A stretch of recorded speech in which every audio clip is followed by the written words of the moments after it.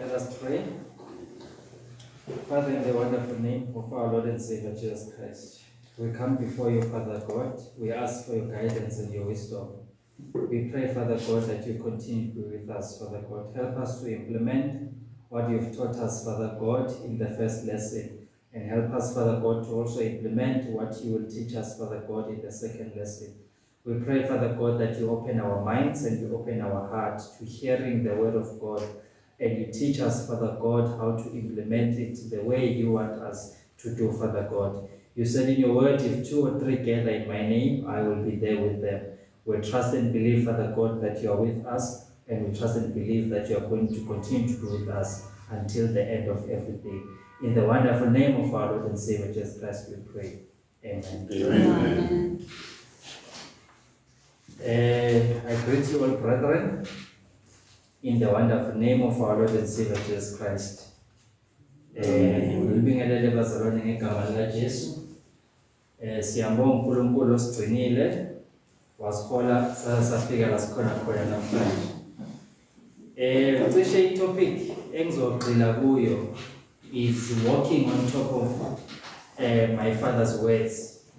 It goes together with what my father has taught, which help us deal with the way that God wants us to be in his house, the Church of Christ. And we are grateful for the lesson, and we are grateful for God who continues to open our eyes. So what I will focus on today, bazalwane, is what we call godly love, or the love that comes from God, or the love that is God. And we're going to go to 1 John 4, and we're going to read from 7 to 21. It won't be long, it will just be a short and simple lesson to remind us of some of the key principles in the house of God. We can find it, we can read it in English, Pedi and Zulu. So sizokhuluma kakhulu ngothando lukaNkulunkulu. And sizofunda incwadi John wokuqala from isahluko 4 from verse 7 to 21. Isho setholile ngasifundela yona. Dear friends, let us love one another, for love comes from God. Everyone who loves has been born of God and knows God. Whoever does not love does not know God, because God is love. This is how God showed his love among us. He sent his one and only Son into the world that we might live through him. Up to 21. Okay. This is love, not that we loved God, but that he loved us and sent his Son as an atoning sacrifice for our sins. Dear friends, since God so loved us, we also ought to love one another. No one has ever seen God, but if we love one another, God lives in us, and his love is made complete in us. We know that we live in him and he is in us, because he has given us of his Spirit. And we have seen and testified that the Father has sent his Son to be the Savior of the world. If anyone acknowledges that Jesus is the Son of God, God lives in him and he in God. And so we know and rely on the love God has for us. God is love. Whoever lives in love lives in God, and God in him. In this way, love is made complete among us, so that we will have confidence on the day of judgment, because in this world we are like him. There is no fear in love, but perfect love drives out fear, because fear has to do with punishment. The one who fears is not made perfect in love. We love because he first loved us. If anyone says, I love God, yet hates his brother, he is a liar. For anyone who does not love his brother whom he has seen cannot love God whom he has not seen. And he has given us this commandment: whoever loves God must also love his brother. Okay. Let's also read it in Vernac. Bathandekayo masithandane ngokuba uthando luvela kuNkulunkulu, ngoba bonke abathandayo bazelwe nguNkulunkulu, bayamazi uNkulunkulu. Ongathandiyo akamazi uNkulunkulu, ngoba uNkulunkulu uluthando.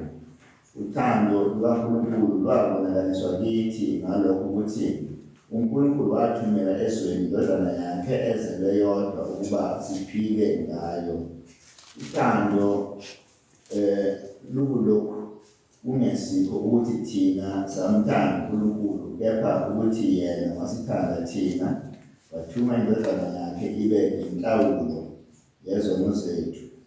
Bathandekayo, uma uNkulunkulu wasithanda kanjalo, nathi simele ukuthandana. uNkulunkulu akazange abone muntu. Uma sithandana, uNkulunkulu uhlala kithi nothando lwakhe luphelele kithi. Ngalokho siyazi ukuthi sihlala kuye naye kithi, ngokuba usiphile okamoya wakhe. Thina sibonile siyafakaza ukuthi uyise wayithuma indodana ibe umsindisi wezwe. Lowo ovuma ukuthi uJesu uyindodana kaNkulunkulu, uNkulunkulu uhlala kuye naye uNkulunkulu. Thina siyalwazi, sikholwa yilo lolu thando kaNkulunkulu analo kithina. uNkulunkulu uluthando, nohlala uthandweni uhlala uNkulunkulu, noNkulunkulu uhlala kuye.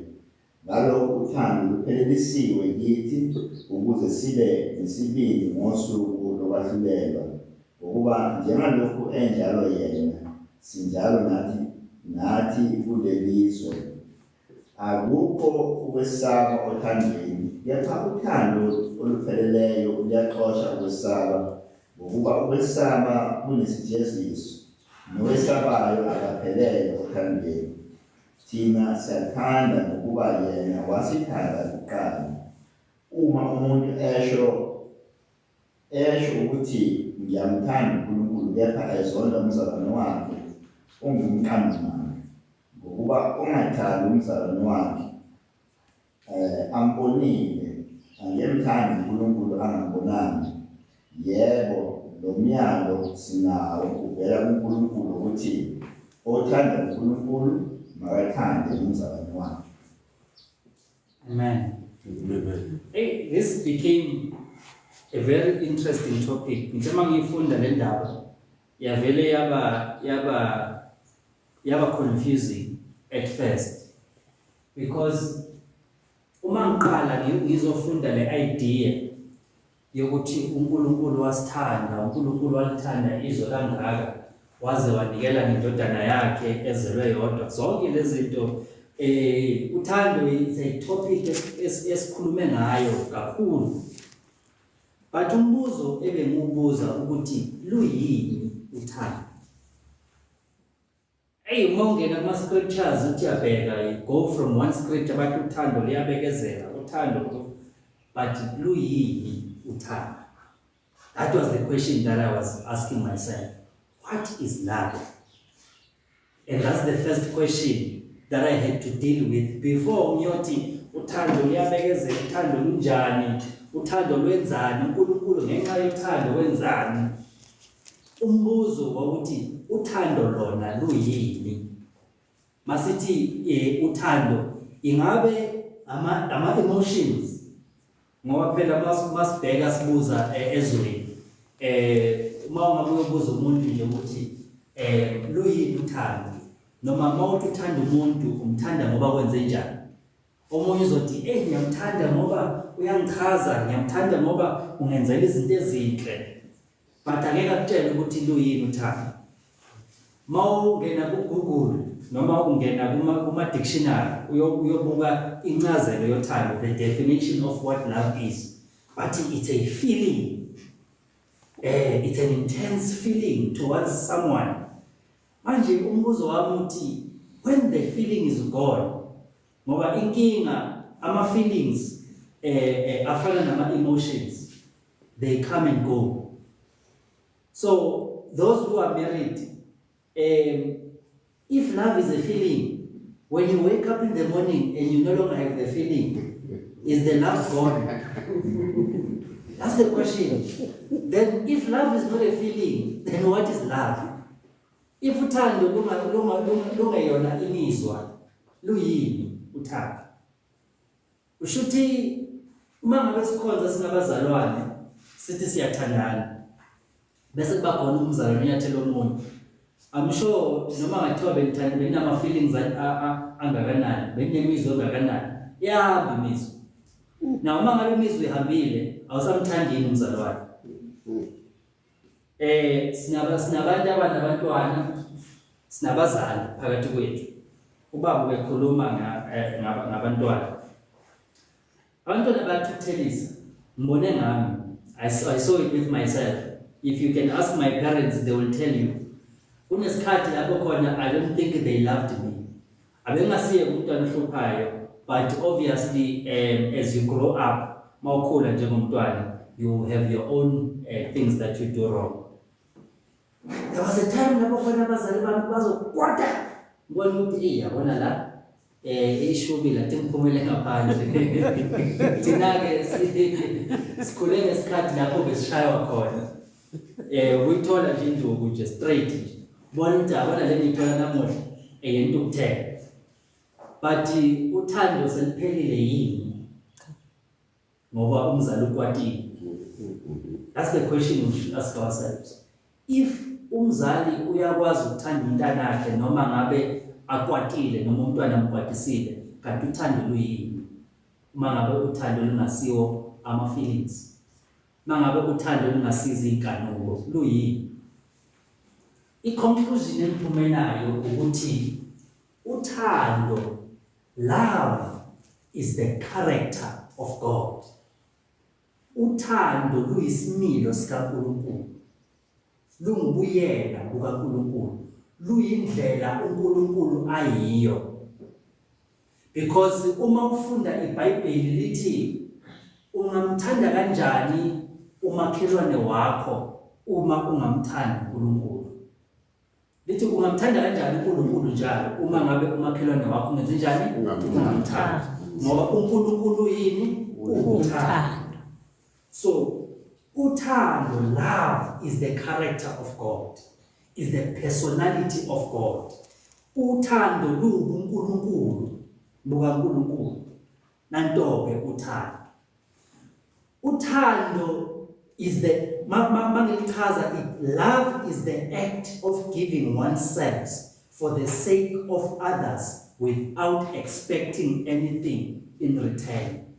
Uthando luyisenzo sokuzinikela, uzinikelele abanye abantu ungalinde nzuzo. Anto-ke uthando. Ngoba uma ngabe uzinikelela abantu and then kukhona into oyilindele ukuthi ungayizuza, wena wenze i-transaction uyabhadala. Because nasa store uma uyothenga ufika ubanikeze ini imali ukuze uthole ini isingo. So uma ngabe wenza into ngoba ukhona inzuzo oyilindile uyathenga, shuthi yonke lento oyizuzayo uyithenge ngale zenzo ozenzayo. Akulona uthando lolo, i-transaction. Uthando ukwenza into ungalindele lutho ezobuya kuwe.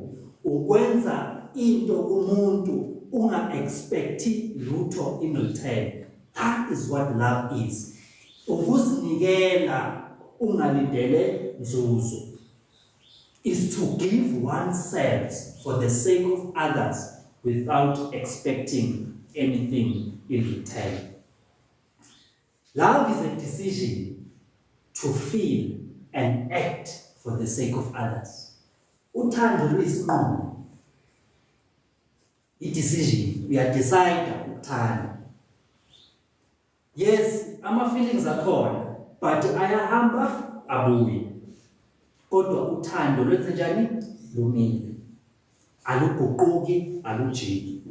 luyisinqumo osithathile ukuthi lo mzalwane lo ngizomthanda, lo muntu lo ngizomthanda. That's why iBhayibheli likwazi nokusitshela ukuthi sithanda izitha. Isitha usithanda noma inhliziyo yakhe ibuhlungu ngithi. Ngoba isitha kusumuntu okujabulisayo, but iBhayibheli lithi njani? Umthando. So uthando luyisimilo sikaNkulunkulu, luyindlela uNkulunkulu ayiyo. Yingakho thina asinalo uthando. Yingakho uNkulunkulu wasithanda. Ulithi iBhayibheli walithanda izwe kangaka, wenza njani? Waze wanikela ngendodana yakhe ezelwe eyodwa. Shuthi lento uNkulunkulu wayengenziswa ama-feelings, wayenziswa isinqumo asithathile ukuthi ngizomthanda umuntu noma esebubini abubo, kodwa ngizokwenza njani? Ngizomthanda. And silibona ngani uthando lukaNkulunkulu? Silibona ngokuthi aze anikele ngendodana yakhe njani? Ezelwe yodwa. Ngoba uthando luba nemiphumela. Izenzo esizenzayo azilona uthando, kodwa izenzo zikhombisa uthando. Kunezinto ke uNkulunkulu a-expecta ukuthi sizenze njengabantu abasindisiwe, senzele each other as an expression of love. That is why athi kulithi iBhayibheli uma ngabe umuntu elambile akukuhle uthi hamba uNkulunkulu akubusise, but kunento ongamnikeza yona. Uthando luthi munikeze ukudla mayelambile, munikeze impahla mayehambaza, because uthando lolo lukabani? LukaNkulunkulu. Love is not attraction. Uthando alisiwo ukuheheka. Kunomuntu ebazalwane, kunomuntu ongasondela kuye ngokunomoya omuhle. Uthi hayi umzalwane lo unomoya omuhle, uyathandeka, uzosondela kuye. Kunomuntu ongasondela kuye ngoba mhlambe unemali. Kunomuntu ongasondela kuye mhlambe ngoba uyathandeka. Kodwa kusuthando lo i-attraction ngoba you were attracted by something. Udonswe into ethile. Kodwa uthando luthanda noma into oyithandayo ingekho attractive. uNkulunkulu mayezothanda ibandla noma mayezothanda umuntu, wamthanda umuntu yakuphi? Asesonweni. Ikhona into eyihle ngomuntu? No. Now, why do we want to love people when they are lovable? And then claim that we are loving them with the love of God, which God. Yimuphi lo nkulunkulu? Mangabe sithi thina sifuna ukuthanda abantu ngoba bayathandeka, silifundeni lolo thando lolo. Ngoba olikaNkulunkulu lwathanda thina singathandeki. Uthando so uma ngabe kunento ehehile kumuntu akusilona uthando. Uhehekile, it's attraction. Uthando decision lokuthi lo muntu ngizomthanda noma engenze njani angathandeki.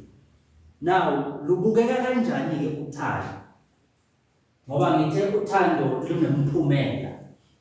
Uthando lunama result. Masithi umuntu uyathanda, yes uthando lukuye, but bese kuba nezenzo. Izenzo azilona uthando, kodwa izenzo zitshengisa ukuthi lo muntu unani? Unothando. Asiye bazalwane 1 Corinthians 13 verse 1 to 7.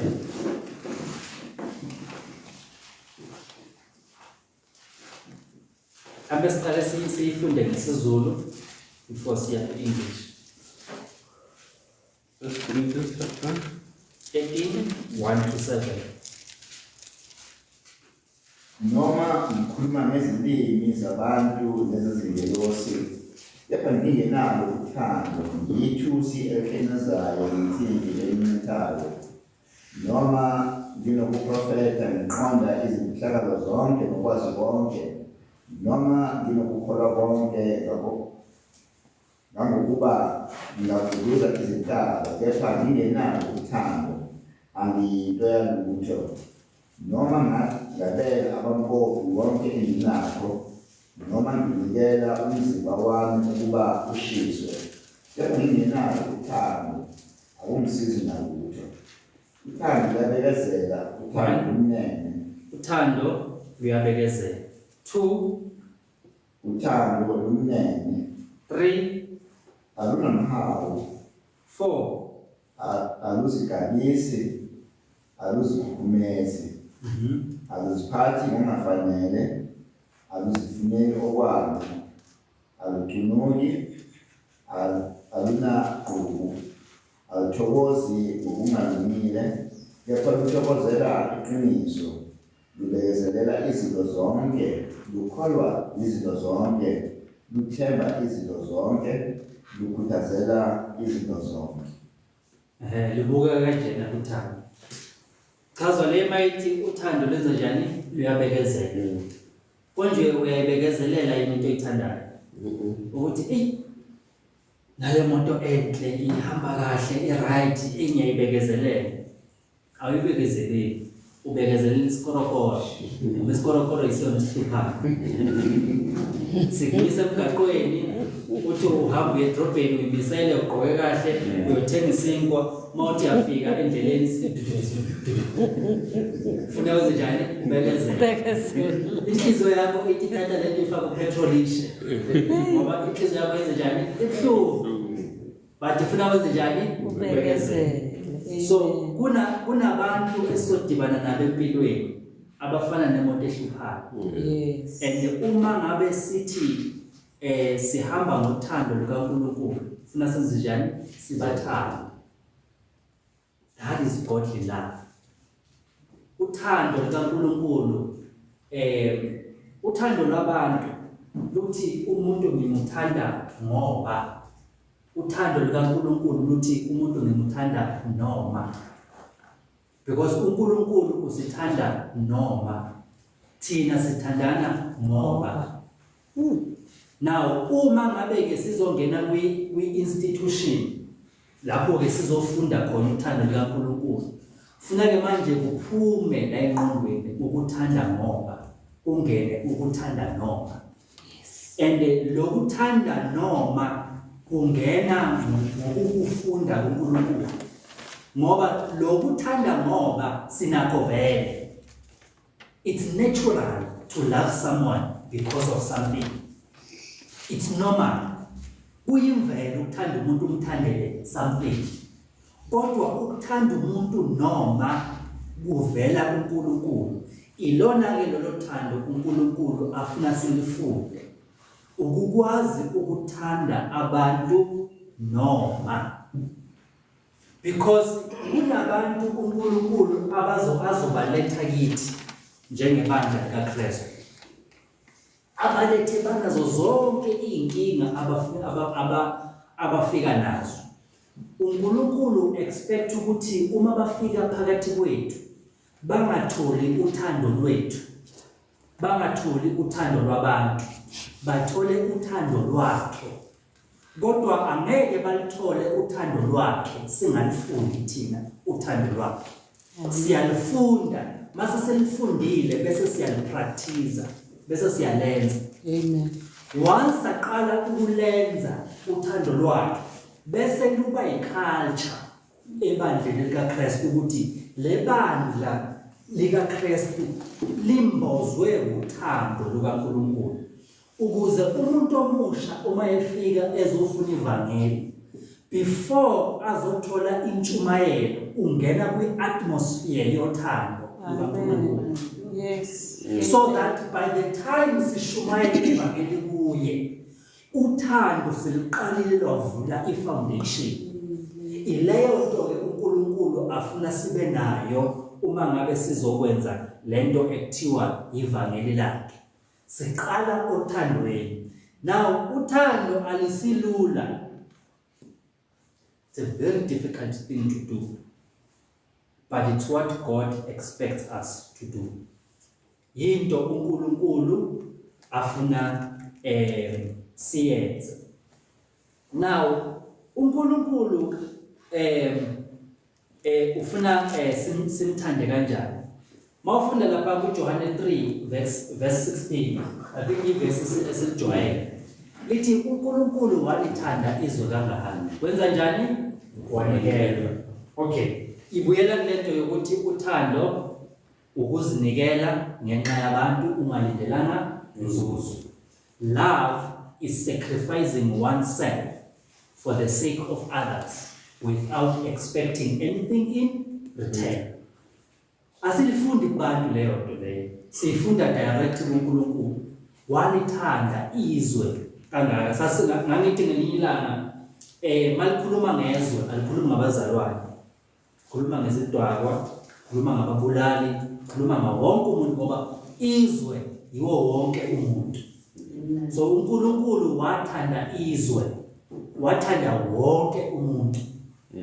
Ngenxa yokuthi wayethande wonke umuntu wase uyanikela ukuze lezwe alithandayo lingabhubhi kodwa libe nani nokuphila okuphakathi. Now uma ngabe thina ke singama ambassadors, singamanxusa kaJesu noma singamanxusa kaNkulunkulu, uNkulunkulu expecta ukuthi lo thando analo aliveze ngathi. Simuthandele izwe. Kwazi ukuthi uNkulunkulu usinikeza umlayezo, uyasithuma ukuthi hambani ningithandele izwe. Ngoba izwe alikwazi ukulibona uthando lukaNkulunkulu direct. uNkulunkulu angeke ehle ezulwini azothanda abantu azoyithandela yena abantu. Uthi hambani nenze izizwe ini abafundi bami. So hambani niyezizweni niyozithanda nothando enginithande ngalo ukuze lo thando enginalo for bona balubone kini. Yingakho ke senza lento ekuthiwa ibenevolence.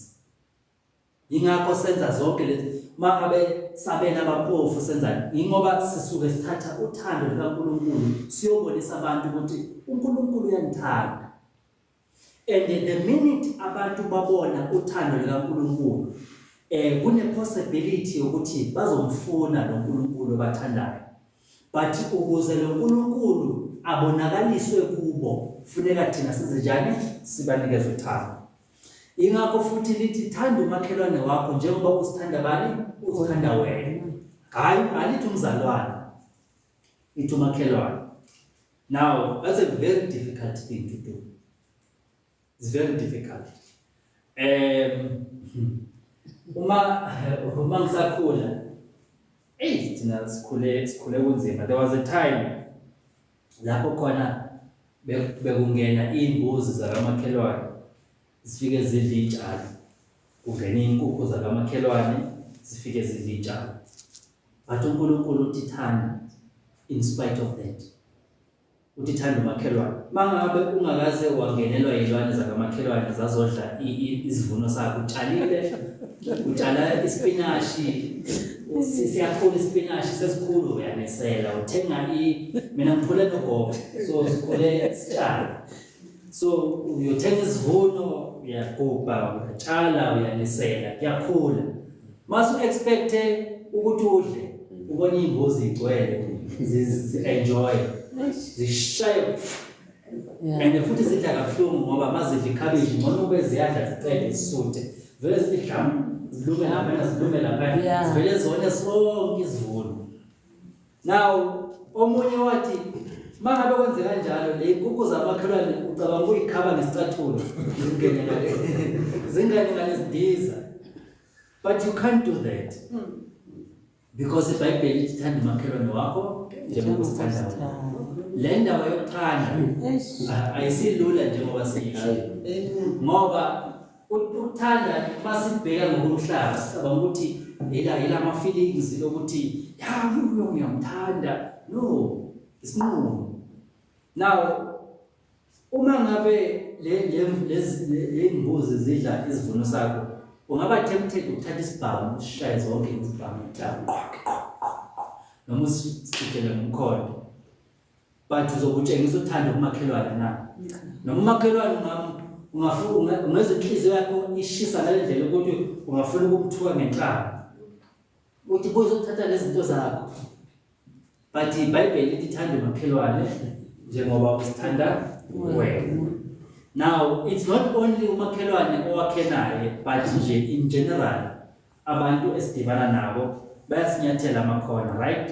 Yes. But uNkulunkulu expect ukuthi senze njani? Sibathande ngoba sisevamelini nothando.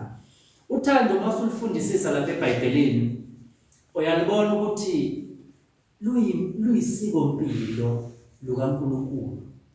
Luyisiko mpilo lobuNkulunkulu ngoba lithi iBhayibheli konke kuzophela. Lithi prophecies will cease, konke kuzophela kodwa uthando lumiphakade. Ngisho noma sesidlulile la emhlabeni, sesingekho la emhlabeni, sesihluthiwe ibandla selihluthiwe, sekunezulu elisha nomhlaba omusha. Uthando luba yingqingithi yombuso kaNkulunkulu. Uthando luyicenter yombuso kaNkulunkulu. Ingakho ke uNkulunkulu emphasize indaba yokuthi sibe nalo uthando, selifuze kuye, selifunde kuye bese siyalenza ngoba uthando yinto eyenza ukuthi umbuso kaNkulunkulu ube munye. Into eyenza ukuthi ngisho noma umuntu eselahlekile uNkulunkulu ahambe ayomfuna, amlande, amthole, anikele nendodana yakhe ukuze amzuze. Wenziwa yini? Uthando. Ngoba uthando luyiculture yalo mbuso esiphila kuwo. Is the culture of this kingdom. Ezulwini mangicabanga ezulwini indawo lapho kugcwele khona uthando. Ingilosi izidalwa uNkulunkulu iqobo lwakhe because umbuso lo esikuwo umbuso wani wothando. So we are expected ukuthi ke manje njengoba sesisindisiwe ke sesikholwa sesisembusweni kaNkulunkulu singene kule culture, singene kulo siko mpilo lwasembusweni lokuhamba ngothando. So and lothando ukuze sibe nalo olugenuine nalo uNkulunkulu alifunayo kufunakala benze njani? Silifunde kuye. Uthi uJesu fundani kimi. Uthi take on my yoke for it is easy. Thathani ijoko lami. Mase nithatha ijoko lami bese nifunda kimi. Ngoba inkinga siyafuna ukulithatha ijoko lika Kristu bese asifuna ukulandela indlela afuna senze ngayo. Uyabona moke walima. Those who have planted moke walima ngenkomo. Inkomo zifakwa ijoko ilento efakwa inkomeni. Ukuze inkomo zifakwe la line, ifakwe ijoko. Zifakwe mhlambe zibe ngama-line ayo-3 and then zigaxwa le joko. And then bese kuba nomuntu omangaphambili. Lo muntu omangaphambili manje funa ahole le inkomo ukuthi le nkabi ukuthi zilidonsa kanjani ijoko. Now lapha bakuzofakwa akufakwe inkunzi lapha. Ngoba inkunzi inenkani. Kuthathwa inkomo iyothenwa amandla. Khona lento ekuthiwa ukuthenwa amandla kwenkomo.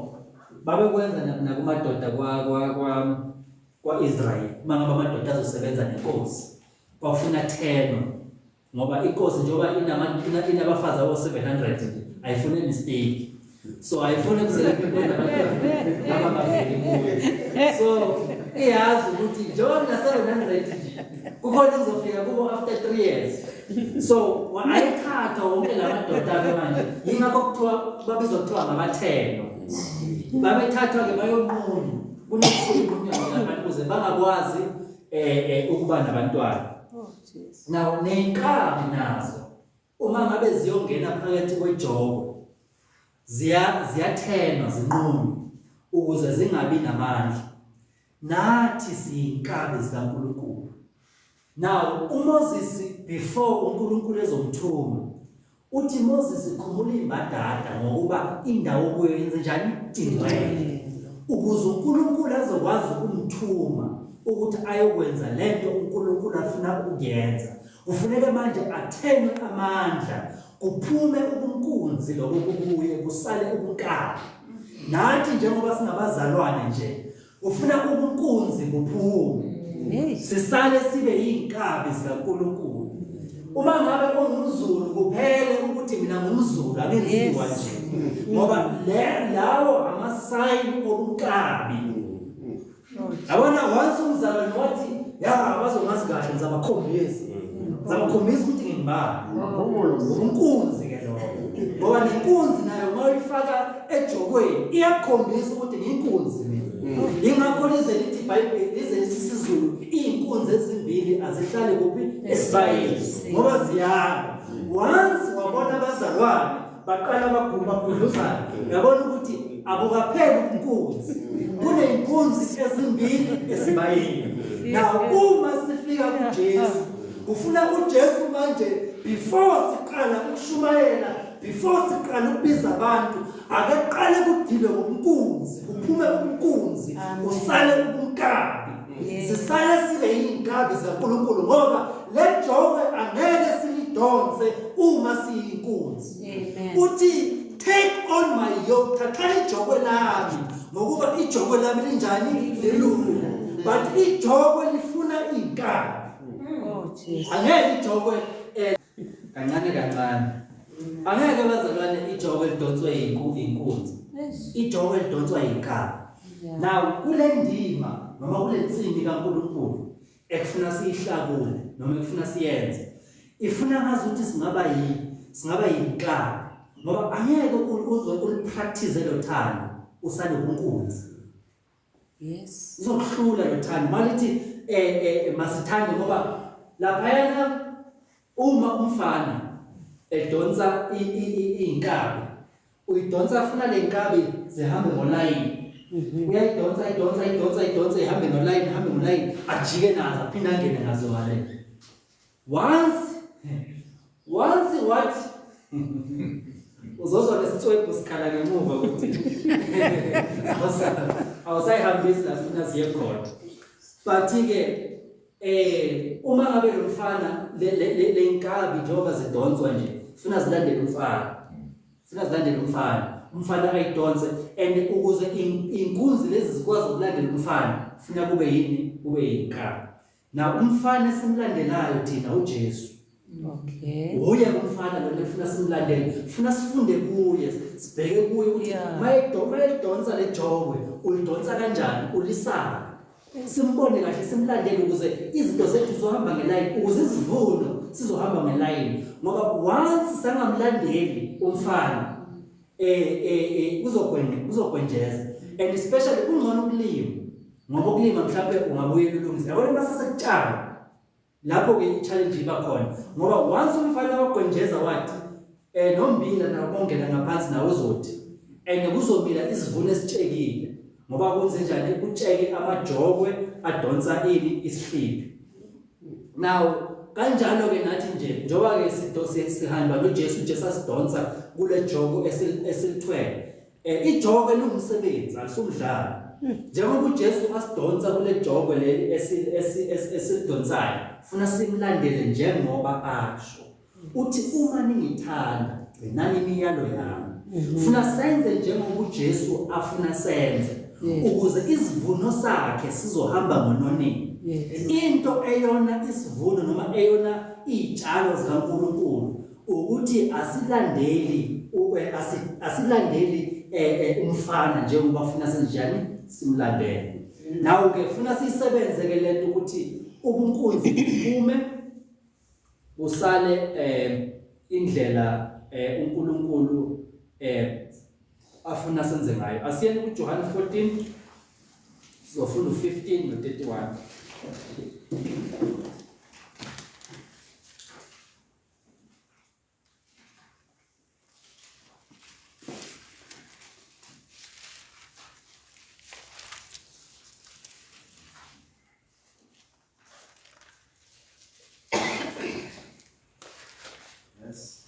If you love me, you will obey what I command. In 31. But the world must learn that I love the Father and that I do exactly what my Father has commanded me. Come now, let us live. Okay, asifunde nangesilokhuza. uma ngithanda ngokugcina imiyalo yami, verse 31, kodwa kungukuba izwe lazi ukuthi ngiyamthanda ubaba nokuthi ngenza njengoba ubaba engiyalile. Sukumani simuke lapha. Amen. So, lithi uma ningithanda yenzenjani? Gcinani imiyalo yami. Nami ngikhombisa kanjani ukuthi ngiyamthanda ubaba? Ngikhombisa ukuthi ngenze intando yakhe. So isasibuyisela kuyo le ndaba esikhuluma ngayo ukuthi uthando ukuthi siyamthanda uNkulunkulu lubonakala ngokuthi senze njengoba uNkulunkulu athi senze. Yimiphumela yothando leyo. Naye uKristu wasibonisa ukuthi ngokuthi yena mayethi ngithanda ubaba, wasibonisa ngokuthi enze intando kaBaba mayefika emhlabeni ukuze asikhombise ukuthi yena uyamthanda ubani? Ubaba. Nathi ukuze sikhombise ukuthi siyamthanda uNkulunkulu, funa senze njani? Senze intando kaNkulunkulu. So sikhulumile ukuthi uthando luyi-character kaNkulunkulu, luyisimilo sikaNkulunkulu. Love is the character of God. Now thina sibizelwe ukuthi masifane noNkulunkulu noma masifane noKristu. uGenesis masenze umuntu ngomfanekiso wethu, enze njani? Asifuze. Thina sasuka sayofuza uSathane. So manje sawa. So manje ufuna sibuyiselwe, manje sibuyele manje ekufuzeni ubani? uNkulunkulu. But manje asenayo kuphela ufuzo noma i-image kaNkulunkulu, kodwa manje sesine-nature. Sifuna manje sidevelop i-nature kaNkulunkulu, i-character kaNkulunkulu. Ngani? Ngomoya engcwele. So manje ufuna sifane noNkulunkulu. Uma uNkulunkulu ewuthando, ethanda izwe, uma ngabe sithi thina sifana noNkulunkulu, senze njani? Sithande nathi. Sithanda uNkulunkulu, sithanda umakhelwane, sithande izwe. Kulapho ke sizobonakala khona ke ukuthi senze njani? Sifuze uNkulunkulu. So uma lithi iBhayibheli abantu bazonibona ngani ukuthi ngabantwana babo, bazonibona ukuthi nenze njani? Nithandana. So lento yokuba nothando neyoku-expressa uthando yenza ukuthi abantu bakwazi ukubona uNkulunkulu okithi. So therefore funa sithandane ngothando esilithola kuNkulunkulu. Asiyeni 1 John 4 verse 7 to 8.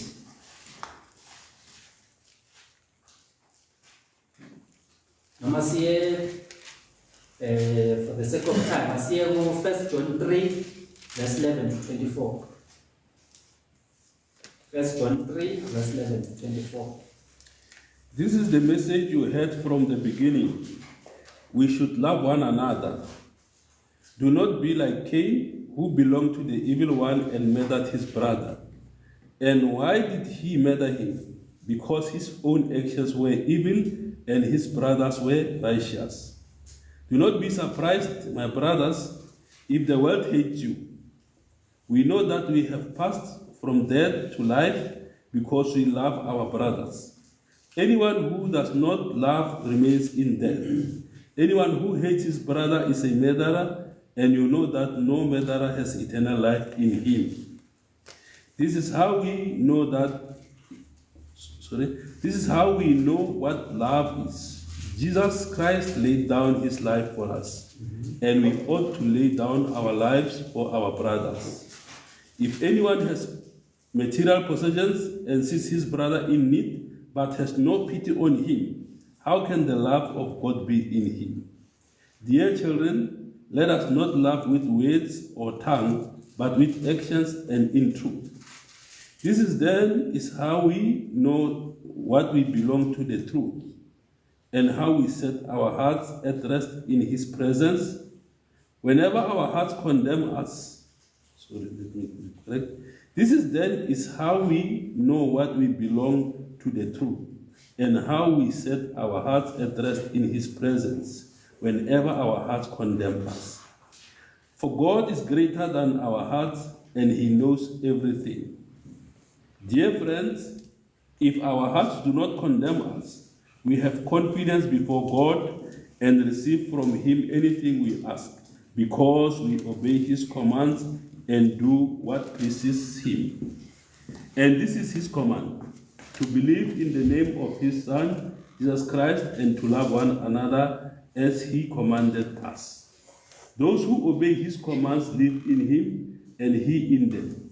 And this is how we know that He lives in us. We know it by the Spirit He gave us. Amen. Asifunde ngeveneke. Nanti izwi enalizwayo wasekuqaleni lokuba sithandane, kungabi njengoKayini owaba ngomubi wabulala umfowabo, wambulalela na ukuba imisebenzi yakhe yayimibi, kepha eyomfowabo yayiminingi.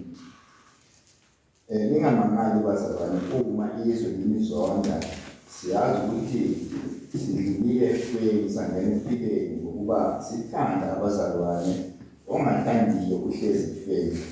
Lo ozonda umzalwane wakhe ungumbulali. Niyazi ukuthi akukho umbulali onokuphila phakathi okuhlezi kuye. Uthando silwazi nalokho ukuthi yena wabeka ukuphila kwakhe ngenxa yethu. Nathi sifanele ukubeka ukuphila ngenxa yabazalwane. Kepha yena onemfuyo yeswe ebona umzalwane wakhe eswele, amvalele isihawu sakhe. Uthando kaNkulunkulu lungahlala kanjani kuye na? Bantwanyana, masingathandi ngezwi nangolimi, kodwa ngezenzo nangeqiniso. Ngalokho siyazi ukuthi singaleqiniso. Sizakuyithulisa inhliziyo yethu phambi kwakhe, ukuthi uma inhliziyo yethu isilahla, uNkulunkulu mkhulu kunenhliziyo yethu, futhi uyazi konke. Bathandekayo, uma inhliziyo ingasilahla, sinesibili kuNkulunkulu. Nesikucelayo siyakuwamukeliswa nguye, ukuba sigcina imiyalo yakhe, senza okuthandekayo ebusweni bakhe. Yilo umyalo wakhe ukuba sikholwe egameni lendodana yakhe uJesu Kristu, sithandane njengokuba asinika umyalo. Ogcina imiyalo yakhe uhlala kuye, naye uqobo uhlala kuye. Siyazi ngalokho ukuthi uhlala kithi ngaye umoya asinike yena. Lithi yabona uma ufunda le ncwadi uyifundisisa yonke. Abazalwane noma bafika ekhaya mhlawumbe bazoqhubeka bafunde. Yasikhombisa ukuthi uthando linomhlatshelo, uhambisana nomhlatshelo. Uthando liyanikela.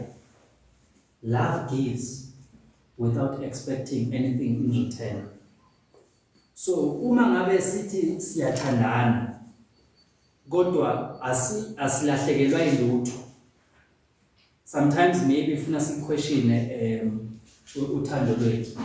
Ziningi izinto ezingasilahlekela ngenxa ukuthi siyathanda. Mina ngikhole bengithanda kakhulu i-debate uma ngisesikolweni. Did it a lot. At some point bengukapteni we-debate. And makuza kwi-argument, bongeke umthini. One, because bengumuntu ofunda kakhulu. IGoogle nje ngayiqala kudala ngifuna ukwazi. I was very curious ngifuna ukwazi ukuthi nokusebenza kanjani. So ngenxa yalento leyo ngangazi izinto eziningi. So wawuthola ukuthi uma kusuka i-argument, isuka i-argument mina sengi-debate engayiqeda la engqondweni. Mase sengihlala kwi-position sokuthi this is what I believe about this matter. Ngihlala kwi-position ngoba yonke lento abayilethayo njengama-counter argument ngicabangile ngayiqeda ngayiphendula. So it was very difficult to win an argument against me. Very difficult. And I've won many arguments. But mase ngifika ekukhuleni kukaKristu sengibheka indaba yokuphikisana. Kunenkathi lapho khona ngikuvumela ukulahlekelwa ingxoxo mpikiswano. where I allow myself to lose an argument to gain a person. Because sometimes you can win the argument and lose a person. Ungayiwina impikiswano, umphikisi umuntu uzonqoba, kodwa ulahlekelwe nguye. So uma ngabe sesifika evangelini likaKristu, sesifika lapho siqonda khona ukuthi umuntu ubalulekile ukundlula ukunqoba kwami. Yes. The person is more important. Winning the person is more important than winning the argument. Amen. So once ke masofike ekukhuleni, usiyabheka ke manje uma ungena kuma arguments, usiyabheka ukuthi at what cost do I win this argument? Yes. And that's a question that we must have as Christians towards one another, towards the world. To say, yes, ngayiwina le mpikiswano, ngaxoxa ngize nqoba, kodwa ngenzeka ukuthi lo muntu alahleke mina ngithola ukunqoba. Ngoba the minute ngiwina i-argument, ngizijabulisa mina ukuthi ngiyajabula ukuthi hayi ngihlulile. Ngihlulile futhi angeke azabuyela. Wona le panel engimshaye ngazo angeke abuye. But at the end of the day, ugcina uluza umuntu uwin argument, uphathe argument, mara umuntu umluzile. It's a question that we must ask ourselves, we must get arguments. Am I going to win the person or am I going to win the argument? Ngizowina umuntu noma ngizowina ingqondo. Sometimes even emsebenzini, neboss yakhe emsebenzini, ninokuphambana ubona ukuthi hayi manje hayi phambili manje. Sometimes kuhle ukubuya phansi. And not because we're wrong, but because we understand ukuthi ubudlelwane bakho nalomphathi wakho bungalimala ngenxa yokuthi ufuna ukuprova wena ukuthi right. Ubudlelwane obuningi sometimes bubulawa ukuthi umuntu ufuna ukuprova ukuthi yena right. Kuphela ubudlelwane asale neproof. Now the question is ukuthi thina ebudlelwaneni bethu nabazalwane, emsebenzini, emndenini, siyakwazi yini ukuzithoba? Lithi iBhayibheli wazithoba elalela, kwazi ngoba sekufeni. Yebo, ekufeni usiphambana. Yes. And ubantu ayikhuluma nabo, wayekhuluma nabantu abahlulayo ngokuhlakanipha, abahlulayo ngokwazi, abahlulayo ngokuqonda. Kwabiza ukuthi manje bambethele esiphambanweni. Dinga ukuthi bambethele nabantu. Uthome umhlabeleli, he could have called 10,000 angels to destroy the world and set him free, but he died alone for you and me.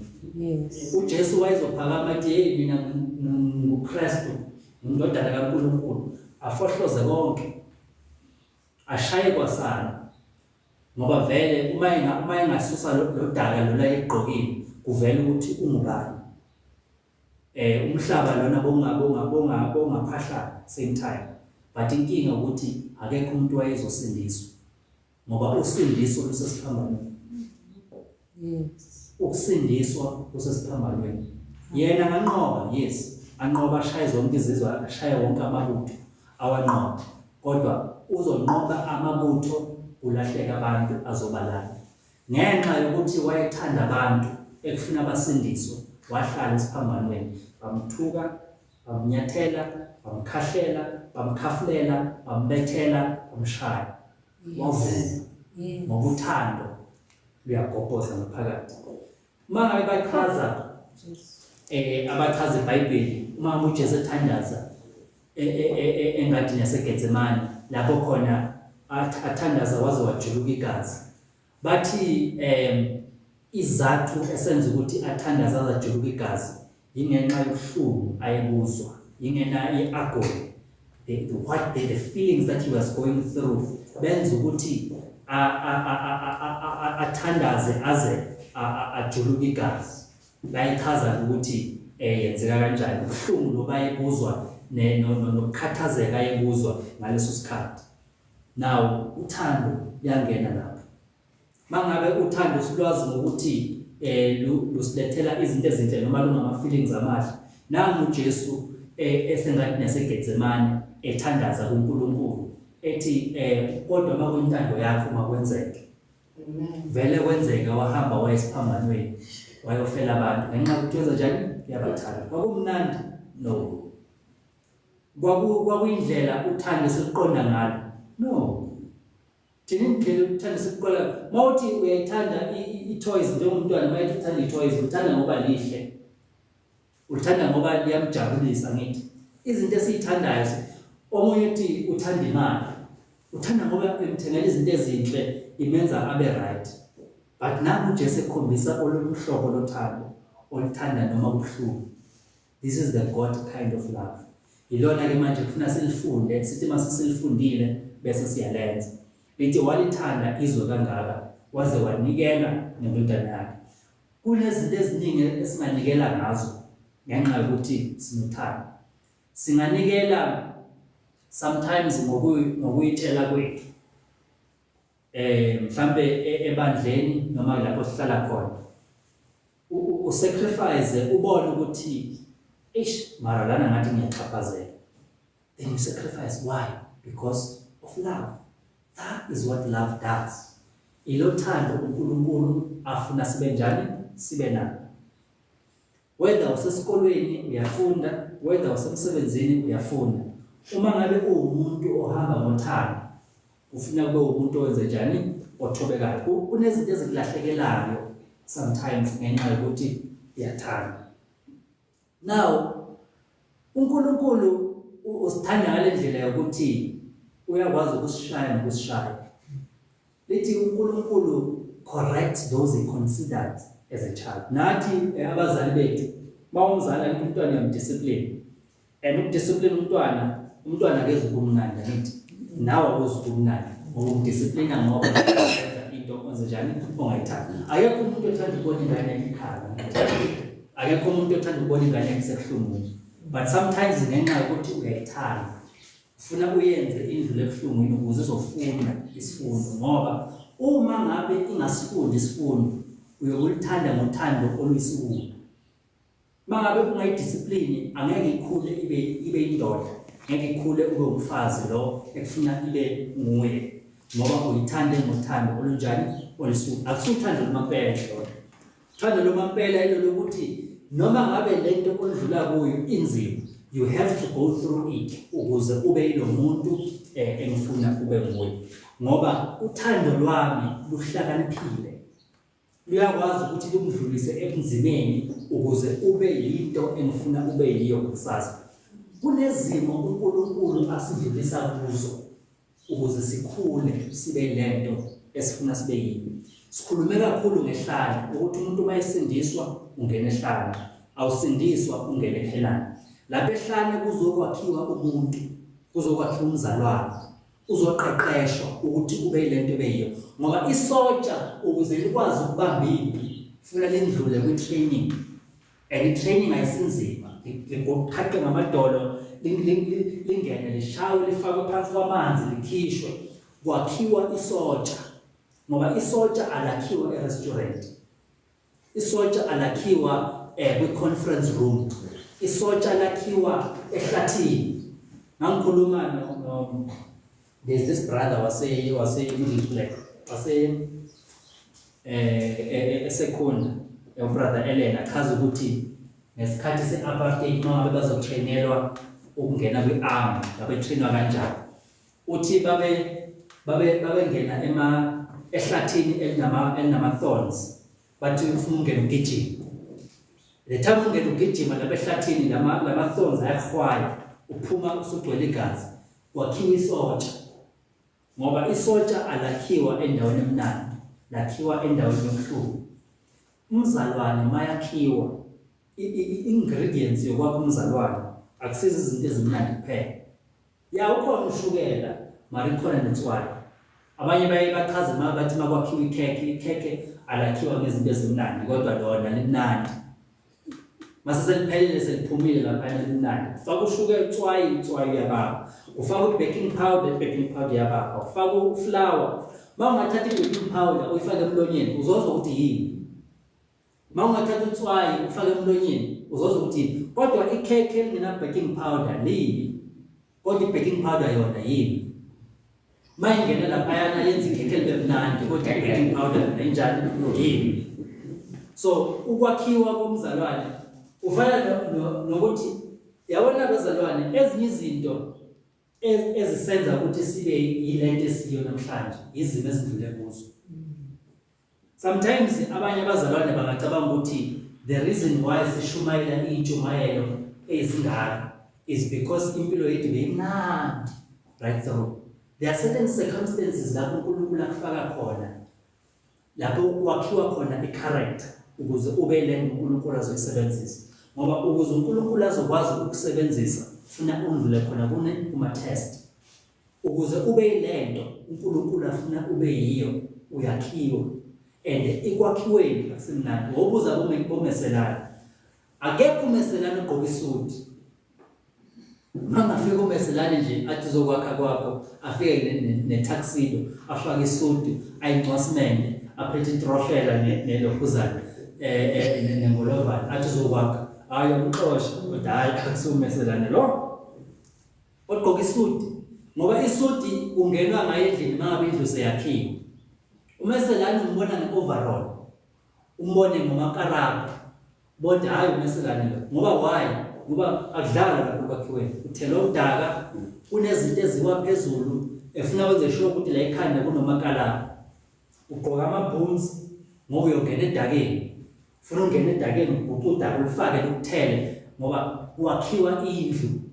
Mangabe kwakhiwa indlu akuna order. Mangabe kwakhiwa indlu kunobuhliphihliphi. Nawe uNkulunkulu sometimes singaze sigive up siyekele ukukholwa kanti uNkulunkulu uyasakha. Usenza sibe yilento afuna sibe yiyo. And angeke sibe yilento uNkulunkulu afuna sibe yiyo singandlule ezimeni ezinzima.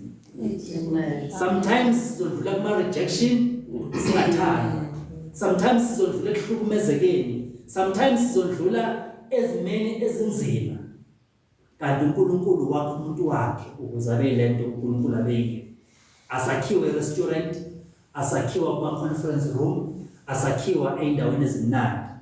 Kodwa sakhiwa ey'ndaweni ezinzima ukuze lento uNkulunkulu ayifunayo sibe yiyo.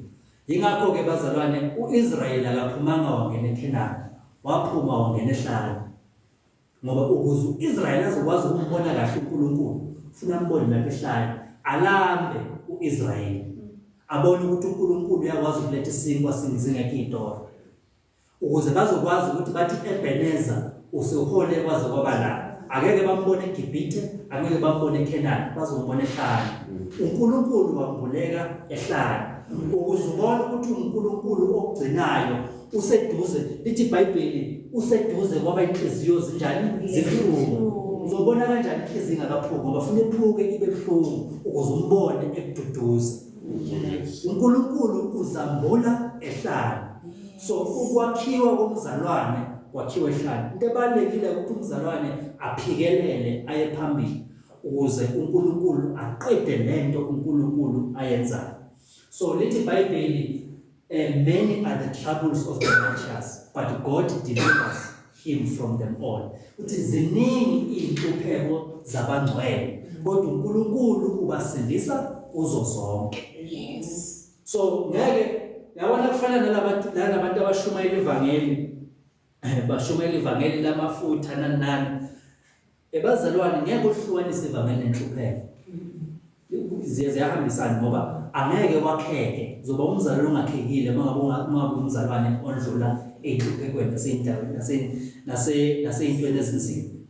Uthi umhlabeleli sindlula ezintweni ezinzima njalo siyaqala. Yes. So ivangeli lihamba kanjani. There are times lapho sijabula khona, lapho kumnandi khona, but there are times lapho khona kubuhlungu khona. But whether we are in good times or we are in bad times, God is with us. Ukuze sibe lento uNkulunkulu afuna sibe yiyo. Uthando alisilula njengoba sicabanga. Kodwa uNkulunkulu uyena osifundisayo ukuthi ijoke siliphatha kanjani. At the end of the day, uNkulunkulu ufuna ibandla libe indawo lapho khona abantu abasemhlabeni bazobalekela khona. Bazi ukuthi manje ngingabalekela ebandleni ngizofica ngithola uthando, ngizofica omama abanothando, ngizofica obaba abanothando, ngizofica insizwa ezinothando, ukuze umuntu mayeshaya umhlaba le ziningi izinto eshabantu athi mayicabanga ingqondo mayisanguluka abalekele enkonzweni athola uJesu. There are people, maybe uNkulunkulu kunabantu azobashaya ngamabomu ngaphandle abashayela ukuthi bazogijimela beze ebandleni ukuze bazokwazi ukuzothola uthando uNkulunkulu ababekele lona. But it will be a painful part ukuthi bathi mabafika bangalitholi.